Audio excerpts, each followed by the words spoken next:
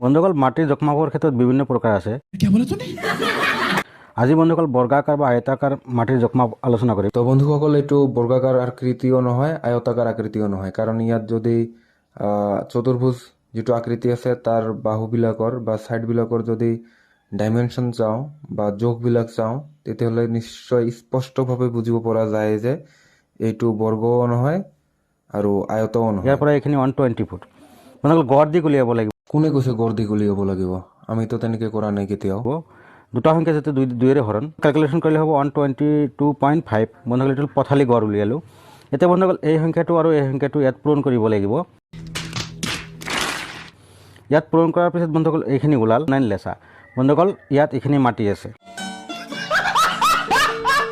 তো এতিয়া কৈ আছোঁ যে মেথমেটিকেলি এটা ষ্টেটমেণ্টক ভুল বা ৰং বুলি ক'বলৈ হ'লে দুটা ষ্টেপ আছে। The first step is to give an example which doesn't follow' the statement, আৰু নেক্সট যিটো ষ্টেপ আছে সেইটো হ'ল যে এটা প্ৰমাণ দিব লাগিব। তো প্ৰথমতে এক্সাম্পল দি আছোঁ আৰু তাৰপিছত প্ৰমাণো দেখুৱাই আছোঁ যে কোনটো শুদ্ধ। তো চাই থাকক। যিহেতু মোৰ ক্লেইম এইটোৱে যে সেই ভিডিঅ'টোত দেখুওৱা পদ্ধতিটো ভুল, তো সেইকাৰণে প্ৰথমতে মই এটা এক্সাম্পল দি আছোঁ যে কিয় সেইটো পদ্ধতি ভুল। তো তাৰ কাৰণে প্ৰথমতে মই জিঅ'জেব্ৰা এটা ৱেবছাইটত যাম। তো প্ৰথমতে চতুৰ্ভুজ এটা বনাই আছোঁ। তো এইটো হ'ল চতুৰ্ভুজ। এতিয়া এইটোৰ মেজাৰমেণ্টবিলাক সেইটোৰ নিচিনা বনাই আছোঁ। আমি ছাইডবিলাকৰ লেংথ চিলেক্ট কৰি ল'ম, এইটো 6। আপোনালোকে এনেকৈ এডজাষ্ট কৰি আপোনালোকে ছাইডবিলাক মিলাই ল'ব পাৰে, যিমানখিনি ছাইড যিটো ডাইমেনশ্যন লাগে বা যিটো জোখ লাগে। তো এতিয়া কৰিব লাগিলে অলপ সময় লাগিব। তো আপোনালোকক সময় নষ্ট যাতে নহয় তাৰ কাৰণে মই আগতে বনাই ৰাখিছোঁ। তো আপোনালোকক দেখুৱাই আছোঁ। ইয়াত চাওক। তো ইয়াতে চাওক, ইয়াতে যিটো চতুৰ্ভুজ আছে সেইটো ছেম একে ডাইমেনশ্যনৰ আছে।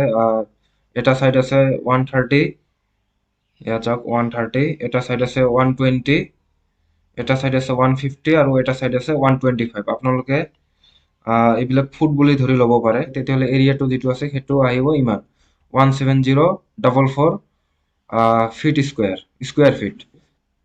ইয়াৰ কাউণ্টাৰ এক্সাম্পল দিবলৈ মই আৰু এটা দেখুৱাই আছোঁ। তো ইয়াতে মনত ৰাখিব যে ইয়াৰ এৰিয়া হ'ল 170,444 স্কুৱেৰ ফিট। আৰু এইটো চাওক।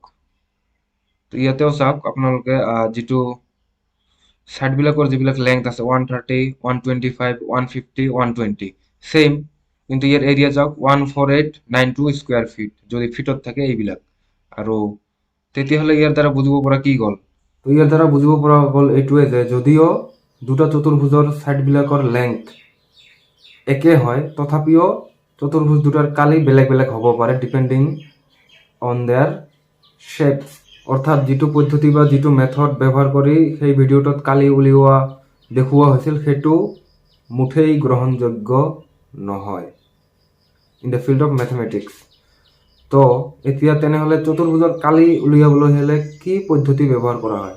তো এইটো একেবাৰে সৰু বেছিক প্ৰাইমেৰী লেভেল এটা কনচেপ্ট, ক্লাছ 8তো শিকোৱা হয়। তো দেখুৱাই আছোঁ আগতে এতিয়া প্ৰমাণ দি আছোঁ যে চতুৰ্ভুজৰ কালিৰ ফৰ্মুলা কি। তো চাওক, চতুৰ্ভুজৰ কালি উলিওৱাৰ কাৰণে যিটো ফৰ্মুলা সেইটো দেখুৱাই আছোঁ। ধৰি ল'লোঁ এইটো এটা চতুৰ্ভুজ আছে, বেলেগ ধৰণৰ হ'ব পাৰে, যিকোনো ধৰণৰ এনেকুৱা। তো ইয়াত অভিয়াছলি দুটা কৰ্ণ থাকিব ডাইগনেল। তো পি আৰ নাইবা কিউ এছ, তো যিকোনো এটা ডাইগনেল ল'লে হ'ল। ধৰি ল'লোঁ এইটো এটা ডাইগনেল লৈছোঁ আৰু এই ডাইগনেলৰ ওপৰত এতিয়া দুটা পাৰপেণ্ডিকুলাৰ টানিব লাগিব। তো ইয়াৰ পৰা এটা টানিছোঁ পাৰপেণ্ডিকুলাৰ আৰু ইয়াৰ পৰাও এটা পাৰপেণ্ডিকুলাৰ টানিছোঁ। এতিয়া যদি P Q R S quadrilateral বা চতুৰ্ভুজৰ এৰিয়া ওলাওঁ, তেতিয়াহ'লে পি কিউ এছ আৰু কিউ আৰ এছ দুটা ট্ৰাইংগেল দুটাৰ এৰিয়া যোগ কৰি দিলেই হ'ব। যে বোলে area of P Q R S quadrilateral is equal area of triangle P Q S plus area of triangle Q R S. তো area of triangle P Q S হ'ব হাফ টাইমছ বেছ ইয়াতে হৈ আছে Q S into height altitude হৈ আছে P C into P C plus half of area of Q R S হ'ব half times base base হৈ আছে QS times altitude height হৈ আছে RD। তো ইয়াৰ পৰা হাফ টাইমছ QS কমন থাকিল PC প্লাছ RD। তো হাফ টাইমছ QS টো যিটো কোৱাড্ৰিলেটাৰ আছে সেইটোৰ ক্ষেত্ৰত যিটো ডায়েগনেল, তো ডায়েগনেল আৰু এই দুটা যি দুটা আছে সেই দুটা ট্ৰাইংগেল দুটাৰ হাইট, তো কি হাইট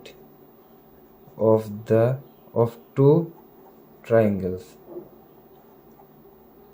আৰু এইটোৱে হ'ল কোৱাড্ৰিলেটাৰেলৰ এৰিয়া উলিওৱাৰ formula for any given irregular or regular কোৱাড্ৰিলেটাৰেল। যিহেতু বহুতেই অনলাইন লাৰ্ণিং প্লেটফৰ্মৰ পৰা শিকে বৰ্তমান বস্তুবিলাক, আৰু ইউটিউব ফেচবুকৰ পৰাও বহুত তেনেকুৱা শিকে। আৰু তেনেকুৱা ক্ষেত্ৰত ভিডিঅ' বনাবলৈ হ'লে ভিডিঅ'বিলাক বনোৱাৰ আগতে অলপ ভালকৈ ৰিচাৰ্চ কৰি বা ভালকৈ অলপ চাই মেলি ভিডিঅ'বিলাক বনালে ভাল হয়। তো এইটোৱে আছিল মেইন উদ্দেশ্য। যিহেতু মোৰ চকুত পৰিলক্ষিত হ'ল যে এনেকুৱা কৰিব নোৱাৰোঁ, সেইকাৰণে কৈ দিলোঁ। আৰু ভিডিঅ'টো যিহেতু বহুত ডাঙৰ হ'ল, গতিকে আৰু দীঘলীয়া নকৰোঁ। নেক্সট যদি কেতিয়াবা ভাল ৰিয়েকশ্যন আহে এইটোত, তেতিয়াহ'লে প্ৰেক্টিকেলত কেনেকৈ জোখা হয় প্ৰেক্টিকেলি কৰি দেখুৱাবলৈ যত্ন কৰিম। তো ধন্যবাদ, চি ইউ চুন।